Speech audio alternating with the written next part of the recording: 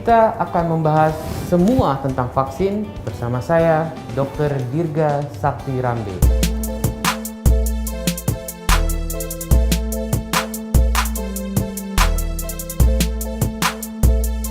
Ada beberapa alasan.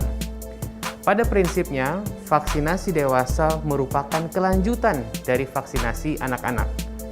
Kita tahu yang pertama, ada sebagian orang dewasa yang sama sekali belum pernah vaksinasi pada saat kecil.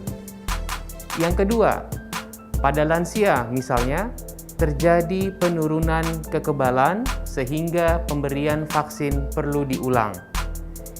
Yang ketiga, banyak orang dewasa mengalami penyakit kronik seperti diabetes, sakit jantung, sakit ginjal, yang mereka termasuk kelompok rentan terinfeksi sehingga amat perlu untuk divaksinasi.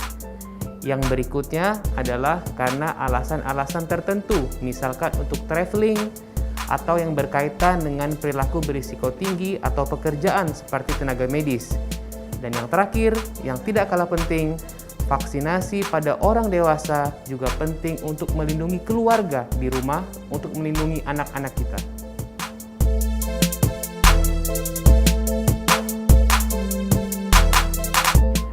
Untuk anak-anak kita tahu bahwa rekomendasinya disusun oleh Ikatan Dokter Anak Indonesia. Sedangkan untuk dewasa, rekomendasinya disusun oleh Perhimpunan Dokter Spesialis Penyakit Dalam dan Anda bisa mengunduh jadwalnya. Pada saat ini, kurang lebih terdapat 15 jenis vaksin untuk orang dewasa di Indonesia. Antara lain, 1. Vaksin influenza, 2. Vaksin pneumonia, yang ketiga, vaksin campak, yang keempat, vaksin cacar air, yang kelima, vaksin untuk mencegah kanker serviks, dan masih ada lagi beberapa yang semuanya penting untuk Anda.